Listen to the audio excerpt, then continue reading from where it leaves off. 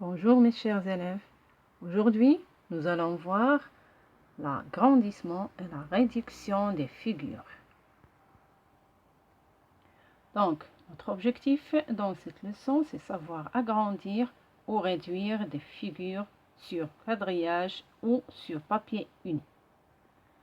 Maintenant, on va voir l'agrandissement et la réduction d'une figure sur papier uni. Qu'est-ce que ça veut dire agrandir une figure? Agrandir une figure, c'est la reproduire en plus grand en multipliant toutes ses dimensions par un même nombre. On prend un exemple. Si on a un rectangle A, B, C, D, on a la largeur BC égale à 2 cm, la longueur DC égale à 3 cm et on l'agrandit par 2 fois, c'est-à-dire on multiplie ces dimensions par 2. Donc, on multiplie la largeur par 2, on a 2 cm fois 2, on obtient la largeur, c'est 4 cm. On multiplie la longueur 3 cm fois 2, on obtient 6 cm. Donc, on a obtenu un rectangle A, B, C, D plus grand que le premier. Donc, on dit qu'on a subi un agrandissement, c'est-à-dire on a multiplié les dimensions de la première figure fois 2 et on obtient la figure plus grande que la première. Donc, la figure 2, c'est un agrandissement de la figure 1. Et le nombre 2, on appelle, c'est le coefficient d'agrandissement.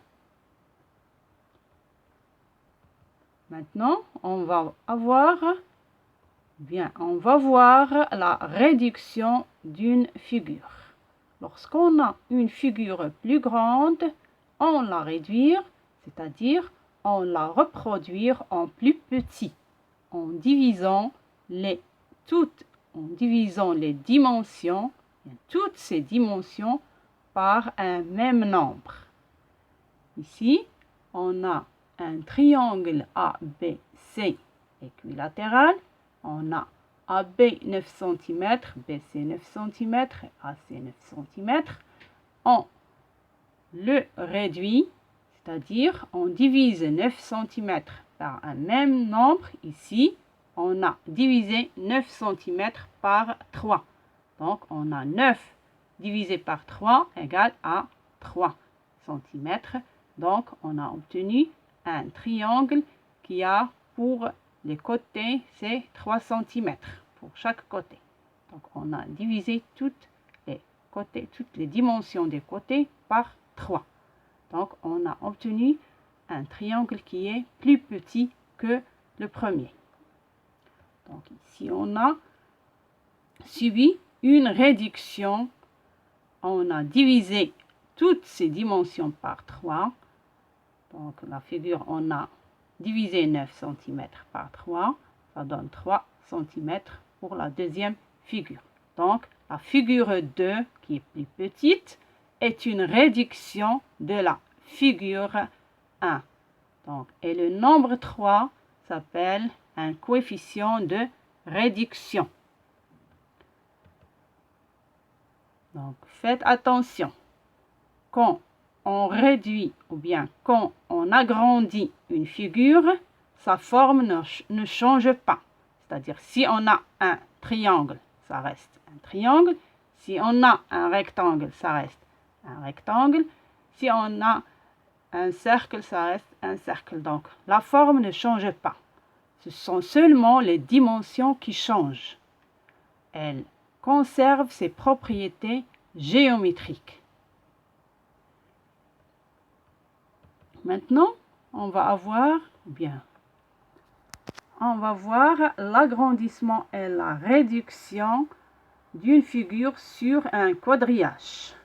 Donc, on pour réduire ou bien agrandir une figure sur papier quadrillé, il faut compter les carreaux.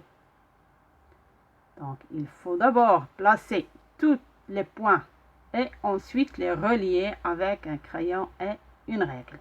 Donc, prenons un exemple. On a ici un carré qui a le côté, on a ici 3 carreaux. 3 carreaux. 3 carreaux ici, 3 carreaux, 3 carreaux, 3 carreaux. Donc, on a un carré. Donc, ici, on le reproduit au plus grand.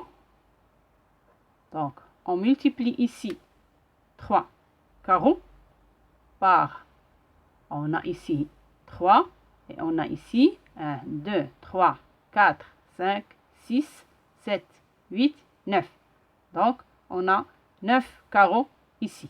Donc, on a multiplié 3 carreaux par 3 et on a obtenu 9 carreaux. Donc, on a agrandi de 9. On a agrandi par 3.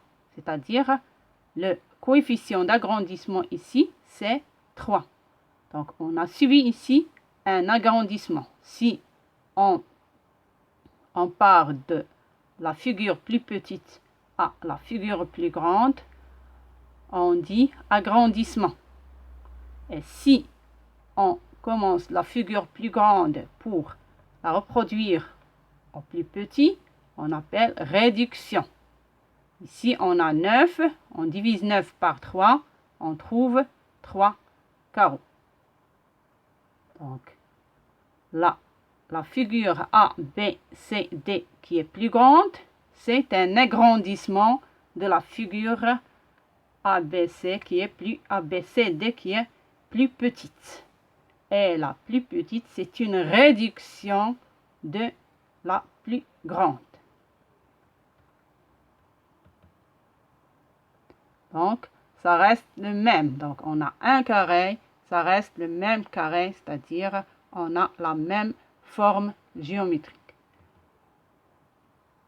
Donc, le dessin 2, c'est un agrandissement du dessin 1. Dessin 2, c'est un agrandissement du dessin 1. Et le dessin 1, c'est une réduction du dessin 2. Et le nombre 3, c'est le nombre, c'est le coefficient de réduction si on réduit et c'est le coefficient d'agrandissement si on agrandit la figure.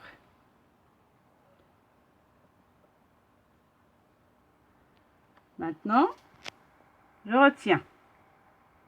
Donc, nous retenons que agrandir une figure, c'est la reproduire en plus grand nombre en multipliant toutes ses dimensions par un même nombre. Réduire une figure, c'est la reproduire en plus petit en divisant toutes ses dimensions par un même nombre. Donc, une figure agrandie ou réduite conserve la même forme et les mêmes propriétés géométriques, c'est-à-dire, si on a un angle droit, ça reste un angle droit. Si on a un carré, ça reste un carré. Si on a un triangle, ça reste un triangle.